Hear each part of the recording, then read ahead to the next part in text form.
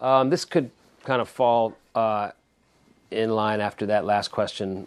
Someone asked about approach to rhythm playing and maybe taking a tune like Have You Met Miss Jones, saying how do you not play exactly what's written, but find other ways to connect the chords. Again, it's just like it's analysis in a way. You're trying to understand what are the directions of the song. Does it start on the 1? Does it start on the 2? Does it start on the 4? Does it start what is happening in terms of key centers and stuff like that. Have You Met Miss Jones is an interesting song because the A sections are pretty much all one key center, and the bridge really moves around to some interesting places. But the thing about, again, the photographic memory thing, many charts of this song have you playing, which is F sharp diminished into the 2, which is fine. Right?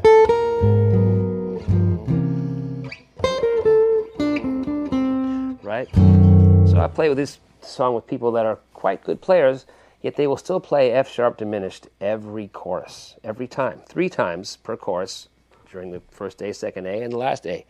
But to me, it's really about the chord that F sharp diminished is going into, which is G minor. And F sharp diminished here is really a voice leading way from the bass going from F sharp to G of saying D7. F sharp diminished is really D7, right? In an inversion with the flatted ninth. But the idea is like, that's okay if you're playing the song super fast and you're going to say, okay, you don't have much time to do much else besides, one chord to get you to G minor. But say you're playing the song slow, you have to find a way to get to that. It would be awkward to say, do, do, do, do, do. I mean, it's fine, but there's other ways to get there. So you have to work backwards. How many ways can you get to G minor? Well, from the D7, and you work backwards from that. A, you work backwards from that. Could be E or B flat. So you're just making a little cycle to get to the G minor. 1 to 4 to 3 to 6 to 2, right? So you're just finding different ways. Now, if I'm looking at that, that becomes another idea. 1, 4, 3, 6. Could also be 1 down.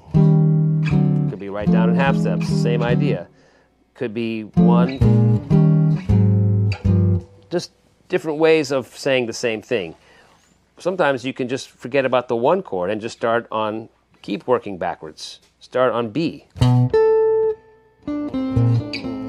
Right? Just leave F out of it, right? Because once we establish the key center, we know that we're in the key of F. It's the least important chord to keep harping on in a way, because F just makes you feel like you're sitting down. And the whole thing about the flow of harmony is to keep it moving, keep stirring it up. Don't sit down. Stay on your feet and stay on the balls of your feet so you can move any direction possible. So to me, a song like this, even if I play the 1 chord, I might just play with the 5th and the bass because it's less resolved. I want to think about G to C. What's in between G and C? Just a half step. I want to get back to A minor. What's in between C and A minor? B flat. It could be B flat minor. It could be B flat 7. This, again, could be all minors. It wouldn't fit with the melody. Doesn't really fit with the diatonic notes of the melody there, but it's another way. So you can keep going back further and saying this could be... Because really it's about what you do when you land on G. Just for that second. But you don't stay on G. You're going to C. You're going to the 3. Now to me, a lot of times people play... And they play that as a dominant chord. But to me, the melody really sounds like you're landing on D minor. Now that's actually in the original song is D flat 7, which is really just a 5 of the 5. So you can see the seeds of the idea of just half steps and cycles of fourths in the original changes, and a lot of times in these songs. So when I'm thinking of a song like this and comping, I'm going to try to pick my places where I want to land.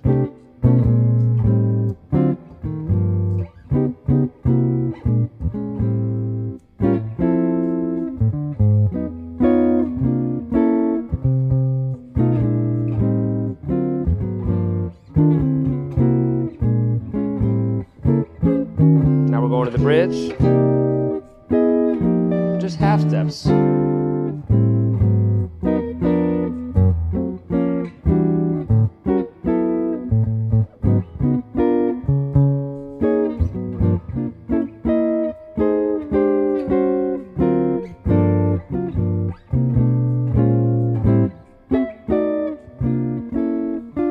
Now, there's a lot of stuff going on in that, but really I'm thinking about when I have a major chord on the bridge, that can also be diminished into one, right? Right, the G flat.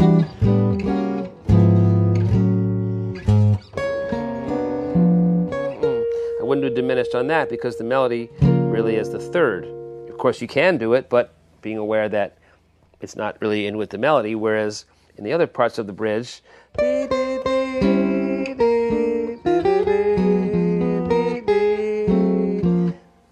the diminished one goes with the ninth or the seventh really well. It's a way of harmonizing, just getting this sound, right? Right, that sound. So I have a couple of devices. When it's on a one chord, I can play a diminished. Otherwise, I'm trying to connect things as smoothly as possible, or just picking. I mean, that was kind of more throwing everything in at once, which you might not do when you're comping, because the idea is to listen to the soloist and put in things when they leave a space for you to put something in. But the way we practice comping is just by figuring out what our options are and what our possibilities are, and then not doing everything at once, hopefully. But I want to look at what are my options every time I think about 1, 4, 3, 6, and change it from 1 to the sharp 4. How many different ways can I play this chord? It doesn't have to be half diminished, which would be kind of more like a diatonic sound. It could be a dominant. It could be anything. How many ways? It has to do with the melody I want to create on top.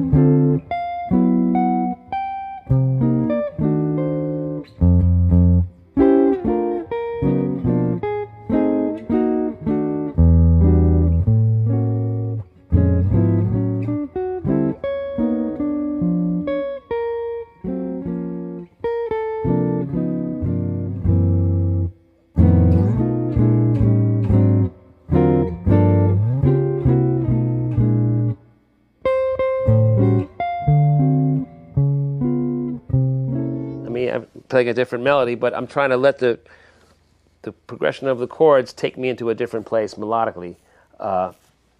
And when I free up the melody, there's many more choices that I can make. The beginning of that is to really think what will fit with the melody. Maybe there's a way to find...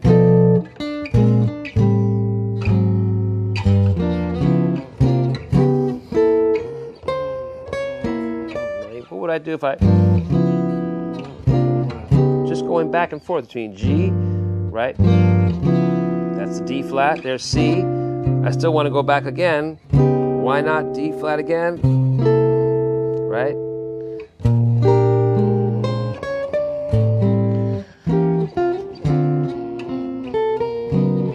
Keeping the melody in the top now.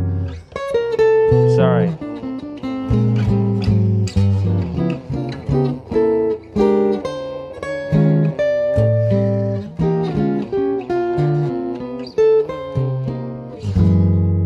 This melody here, right? C minor. It's kind of a boring note with the chord. The melody is a C and the chord is C. That's something I want to see if I can add some other sound to. It just so happens, right, that works out for the G flat to go to F. I'm going to F anyway from C minor. Now it's a question of, I can even just leave out C minor altogether if I want to. Yeah, it's about trying to find the melody note, to put some color with that sound. A lot of times I'll see songs that the melody will be the 2 chord, the melody will be the 2, and the chord is 2. Now, if we're in the key of F, making that a 2 chord, I would want to make that chord, that note, more interesting by finding some way of something to make that note sound better. So if we're just doing 1, 6, 2, 5. If we said, right? To me, that's a strange sound. That sounds good because we're creating more tension to get to the 5. The 5. So if it's like, a lot of time is to figure if that's strong, the bass and the melody, right? Or that could be the 1. Just putting the flat 5 in the bass. So what are my options now to harmonize? It could be that. It could be that. It could be that. Try them with major 7, minor major 7s, right?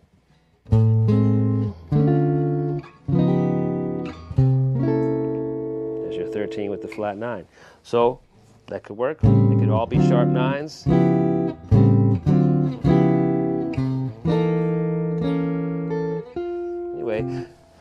You have many options, and all these things, of course, affect the lines you play. If I'm thinking 3, 6, 2, 5, and I'm thinking about A7 sharp 9, D7 sharp 9, D flat 7 sharp 9, that I can make a line just opening up the sounds of those voicings.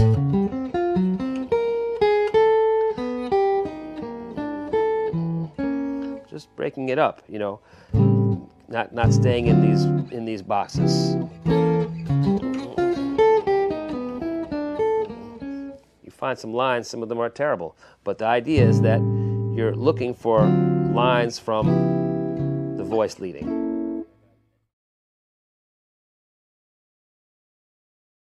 One reason I was thinking, besides just my own general discomfort of looking into a camera and talking about things you can play, how to even jump into that, and was reaching out to people for questions, was that I've really been thinking a lot lately, and that all learning has to come from a question. I find myself in front of, every once in a while in front of a group of guitar players or one guitar player, and they want something. They want you to show them something. But to me, my latest thing, besides my own insecurity that I have nothing to show anybody, besides that, I also feel it's important for the student to feel like, and I feel this way too, as a perpetual student, is that what is the problem? What is the question? What am I, it can't just be give me something so that I can consume it, and now I have more stuff I can play. It all has to do with what's the problem? What's lacking? What question is going to help me down the road to get closer to where I want to be from where I am right now? And that's the general thing of playing, trying to operate one of these machines and express ourselves on them. It's like, where am I going? What do I want less of? What do I want more of? How do I get to what I want more of? And what are ways that I can get rid of things that I don't want? So to me, the thing about questions is super important, and it never stops, because some of you out there might be teachers too. We probably are. And make your students ask a question. I mean, if they have any, interest in it, they will have questions. And formulating questions is a really important way of learning, because in many cases, it's about the question. There's one question I got from a friend of mine in Florida, great guitarist LaRue Nicholson. He said, getting a good sound is my biggest problem. I would disagree, because I've heard him play and he has a really nice sound. Talk about developing a sound. I think that's a good example of, like, he has a good sound because he's asking a question about how to get a good sound, which means that he might objectively say, well, my sound is, it's okay. It's better on some nights than others, like we all say, we all feel, but it's all about getting closer to the sound that you want. So the whole point, getting a sound, that's everything. That question encompasses the whole thing. The touch of your instrument, first of all, and I think it's that's what we have to remember, that playing an instrument is that. It's touch. It's how you caress it, how you what you do to get the sounds out of it that you want.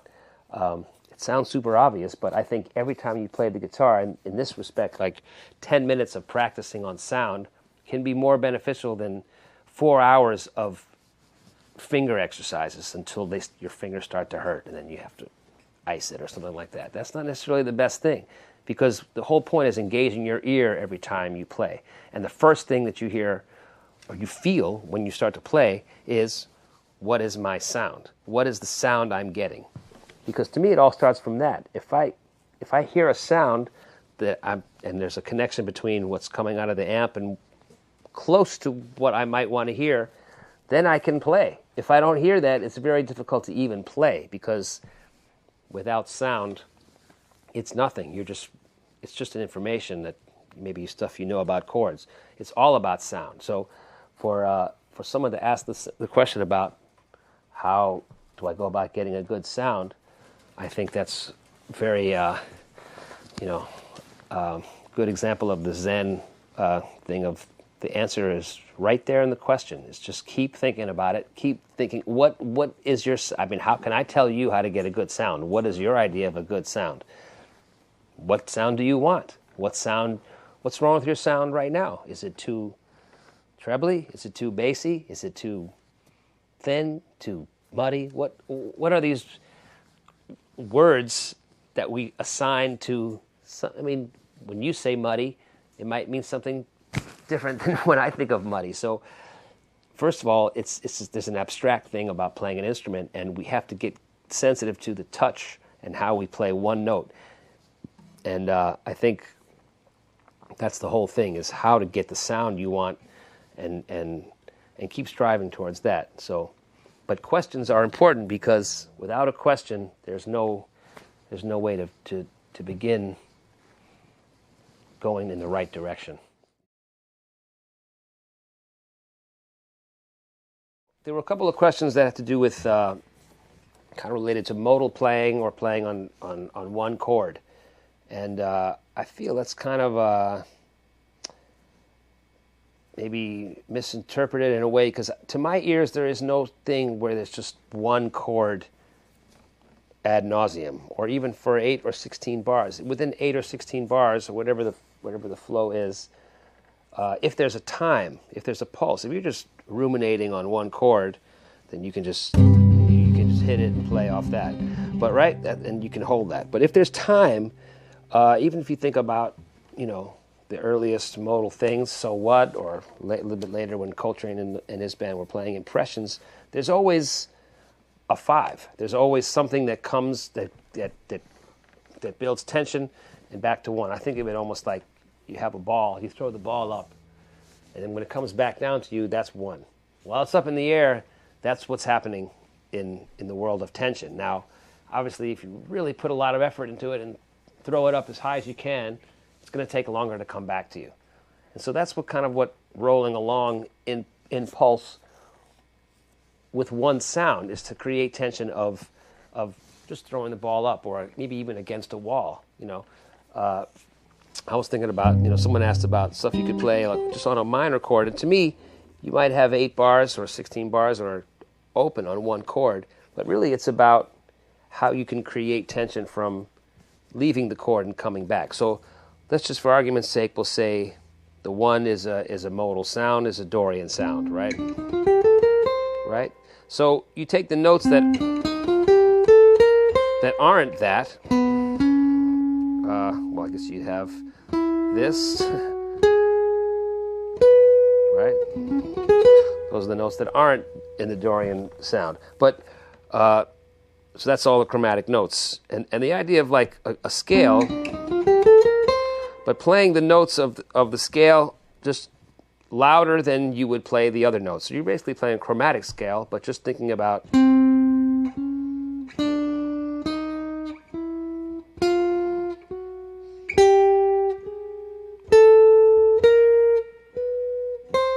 I did was play the notes of the Dorian scale loud and the other notes softer. I'm not sure what exercise that really, what that does for you, but the idea is that trying to highlight those notes as being consonant notes, as being down notes. That's when the ball's in your hand, right? So you play a phrase. Okay, that's a 1. Now you play some other notes which could involve some of those notes. Say we're taking just for argument's sake, a 5. It's another scale. It shares some notes. It shares E flat, it shares F, it shares G, and the B flat, right? So there's some common notes, but then there's also some other notes that obviously aren't C Dorian. But the idea is to create phrases where you're playing the sounds of the consonant sounds and then other sounds.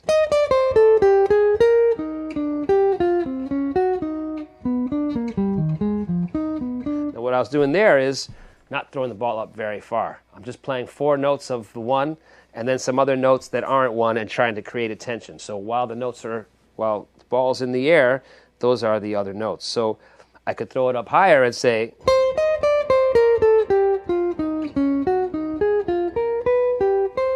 that's longer, right? It's because I'm playing more notes on 1 and then more notes on 5. So the idea is to get free with playing things that are so-called down and things that are so-called up. Now, I know I might have addressed this in another one, which is just opening up the sound of a scale and playing ideas that are from the root, right? Making a phrase from the root, where the other notes of the scale are in support of that note, right? So, or you take every note of the sound. Really, the idea is to get connected with each degree of the scale, so that you could form a musical sentence, a musical phrase around it, just like you form a sentence around a word. That's the key word in the sentence. In order to explain the meaning of a word, you might use it in a sentence to show the context. How does this word function? So it's the same kind of idea. You take the 4th, right? Actually, it's a good example would be to take a note that's in both the 1 and the 5. So make it. It really ends up being the last note of the phrase that calls our ears' attention to that note. Now the thing is to try to make a phrase that really has to do with that note and using the other notes in support. So it's not just like playing the scale and landing on that note. But it's a personal thing. You develop over time my connection with this note, the 4th or the 11th. I want to get into what does that mean to me? What does that note? What is the 4thness of the 4th to me? What does 4thness mean? 11thness. How do I use those notes in a phrase that can have some, help me understand the sound of that note, to illuminate the meaning of that note for me. Now, this note, as I say, is in both the 1 and the 5. Say any kind of G scale, G7, right? So the idea is to make the phrase. Now, if you're using the same idea around this note, make a phrase that's about G7, right?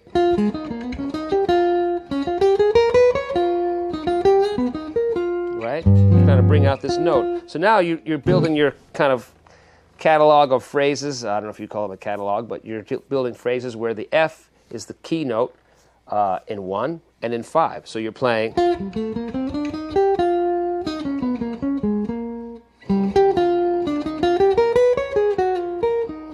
So just ways of getting outside the 1.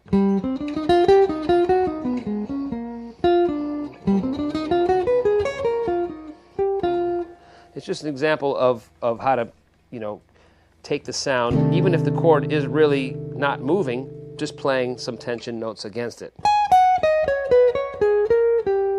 Right, to land on that. So just, again, it's just like trial and error, trying to, how can I use this note? How does it function as a 1? How does it function in terms of a 5? And you can be, kind of freeing your ear as to just, and also freeing your eyes up where you say, well, it just says C minor for 8 bars, so that's what I should play. I'm going up the scale, I come down, I'm unfulfilled. Because you're not really trying to think about creating tension within the line, and even just within the key of how to make that note the focal point of a phrase. So that's some way that because I hesitate to really talk about in and out, but there's consonant and dissonant. But it's just trying to understand how you can build tension on what I mean. It's not really one chord, because if someone was comping, they would be comping away from that too, even if it's just playing the 5.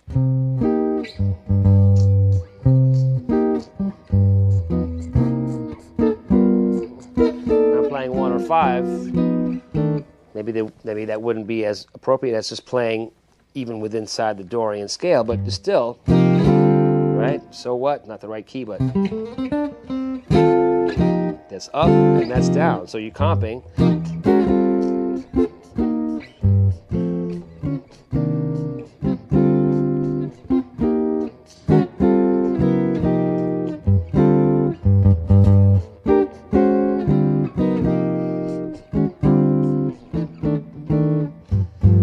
Just try to get the sense of like I'm walking and I'm bouncing the ball as I'm walking. The ball bounces and the time is how you're walking. But the ball being up or down is the sense of tension and release. So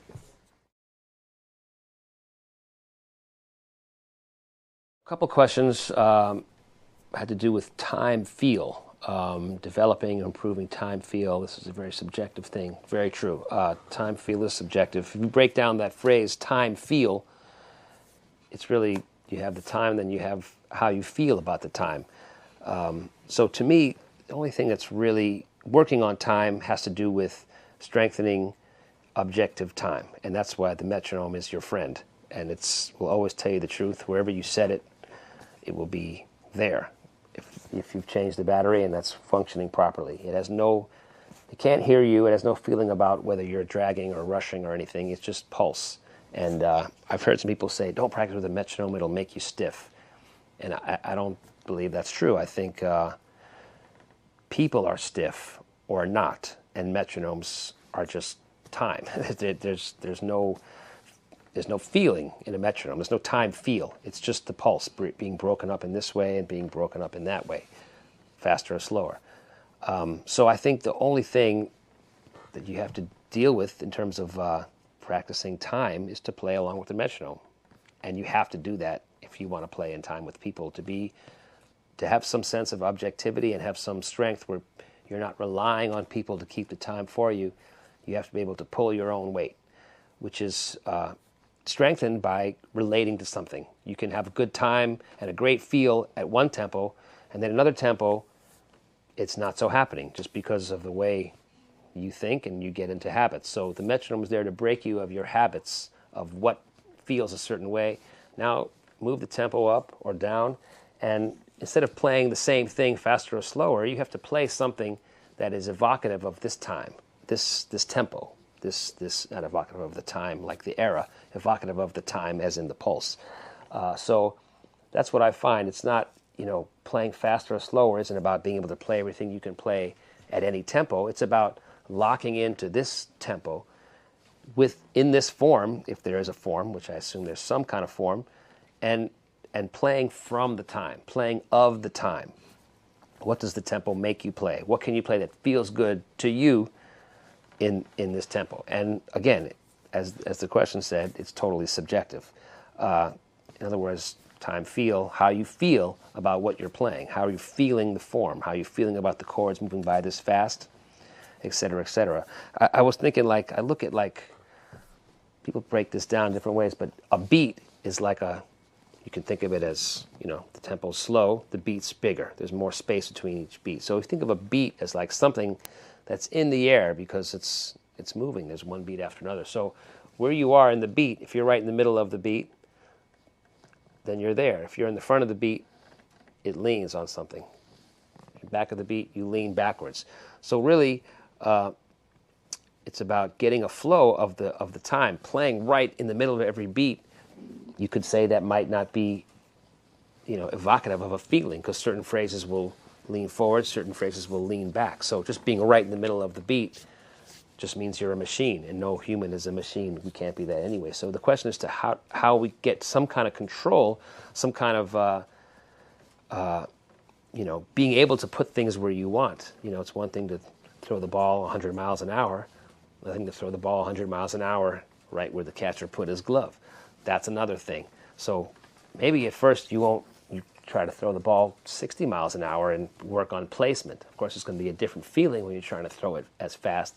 You still have to hit the same target, and I think playing in time, it is about that. It is a target. You're kind of aiming for, how do I relate to this tempo and make the things I'm playing feel in a certain way. The main challenge of playing time, just like a lot of things, is balance. Obviously things aren't going to feel good if they're too intense. They have to have some sense of relaxation. Obviously, the inverse is true too. If something is too relaxed without any intensity, it's going to feel like it's just dragging and there's no forward motion. So the whole thing is to be on the edge of intensity and relaxation. So to me, the metronome is your gauge to that. When you're playing something and trying to put it into this kind of placement of time, are you going towards pushing it too intense, or are you going the other direction where it's too relaxed? You have to find that balance for you. And of course, playing different tempos, it's a whole different feeling. And working on different tempos, you have to do with the metronome, because you can change something just a couple of clicks, and that's a new groove. One thing people talk about, though, with relating to jazz or comping and groove, is that it's kind of like, if you think about funk music, it's based on parts interlocking, and people will play it. There is a groove because, with some variation, the bass part is what it is, the guitar part is what it is, the horn part. All these things fit together, and the guitar player might be playing the same thing over and over again, 2-bar phrase or 4-bar phrase. With jazz, it's more free form. So I think it's important to remember that a groove, what it is, it's where you do something so much the repetition that it wears a groove in there. So I think a lot of times when we comp, we're afraid of repetition. We're afraid of doing the same thing over and over again, but it's actually important how and to me, keeping time has to do more with, rather than turning myself into a machine, it has to do with thinking of one rhythm and how it feels and relating to that. So if I'm playing a blues in F, and I want to take a certain rhythm, taking something from the song, or just finding something that you are using as a repetition to go from. Say you saying.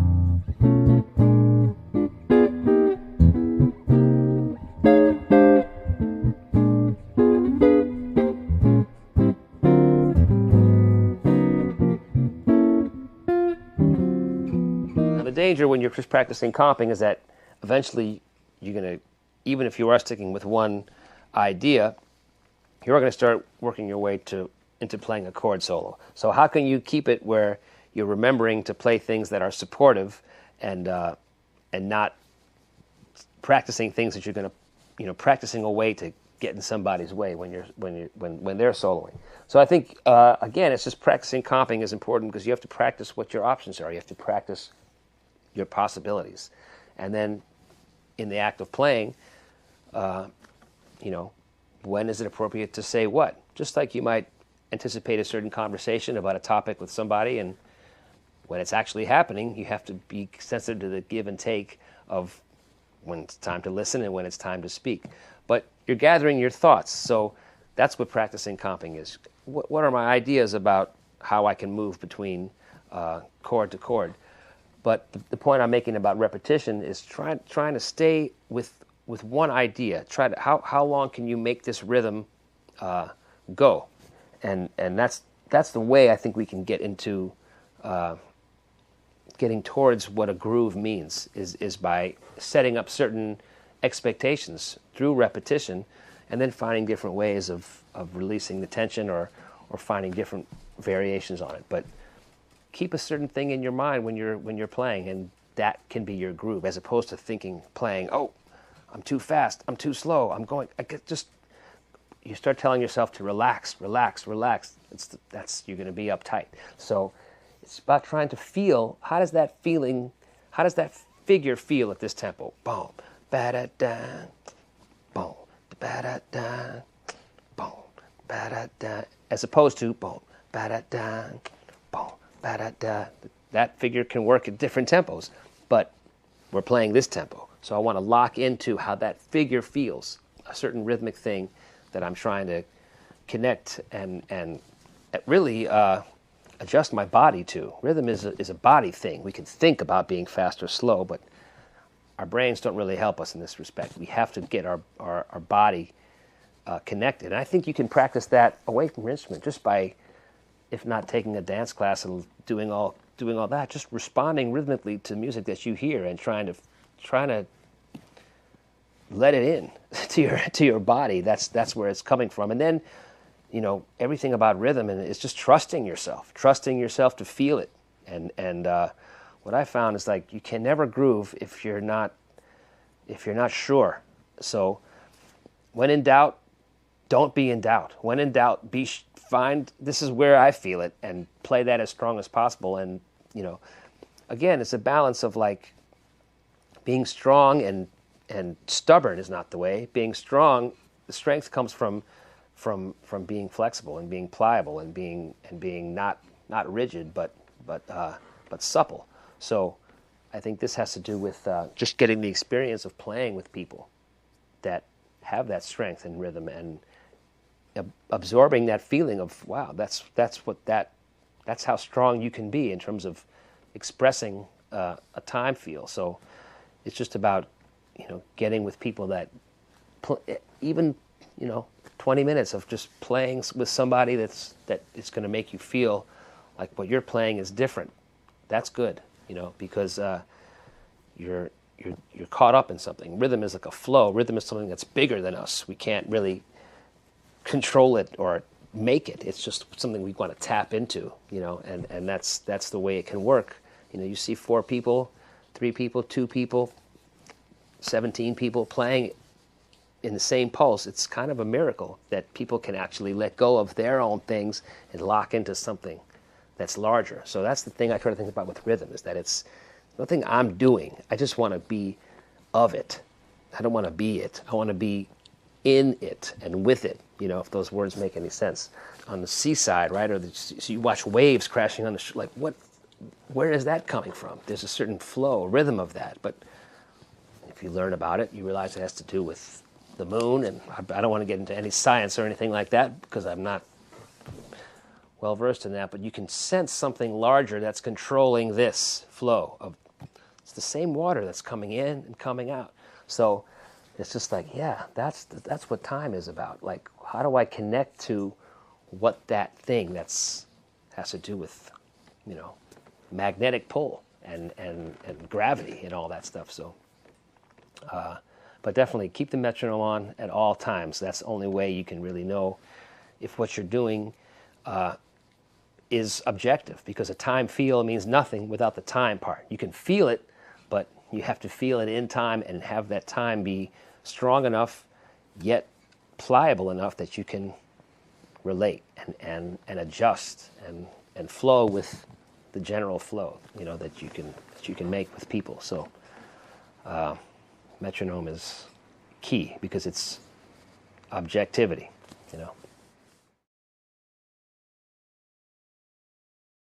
One question that kind of caught my eye was something about ideas for the blues beyond outlining changes or bluesisms. I think that, most of us guitar players coming from blues and rock, when we enter the world of jazz, there's this thing that we kind of we stop bending strings and we stop,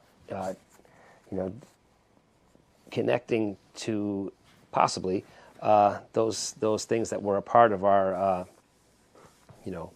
initial excitement about playing in general. But the blues, just as a form, I mean, I'm not sure.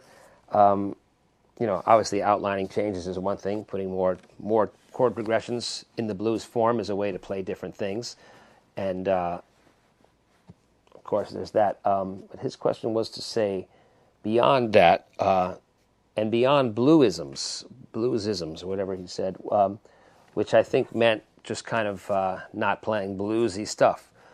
Now, to me, I like bluesy stuff, and I'm not looking to disconnect from it, but I am looking of ways to not play the same thing over and over again, and also finding ways to not say, like, this is a blues phrase and this is a jazz phrase, just getting rid of that whole distinction in my mind.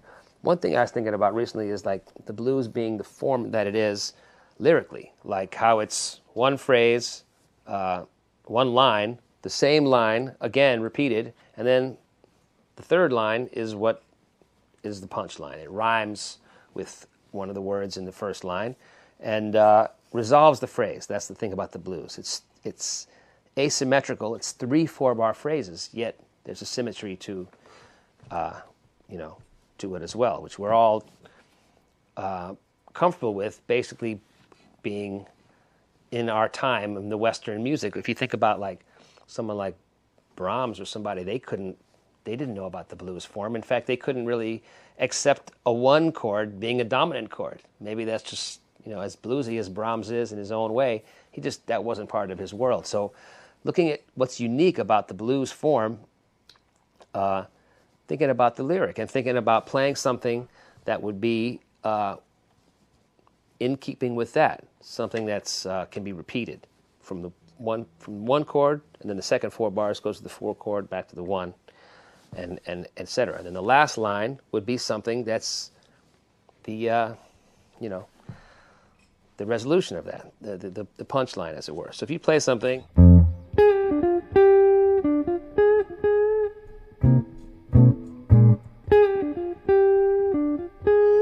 maybe change it a little bit.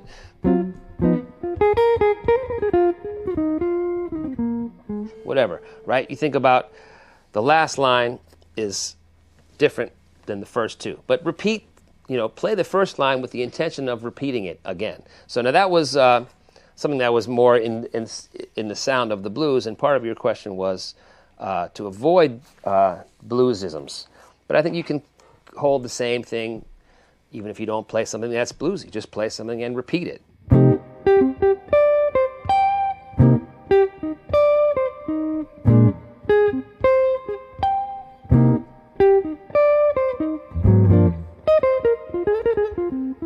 Last line was more back in the blues, but the whole idea being structure of your phrase and thinking about playing something, repeating it, playing a third line that's different. That's the resolution of that line. So, and that can translate into playing on other different forms too. Just thinking about when you rhyme, when you repeat something, when you how you resolve your phrases. Where is the structure and balance in the melodic lines you play? And I think you get this, besides by studying blues songs and how that works, just by studying songs in general.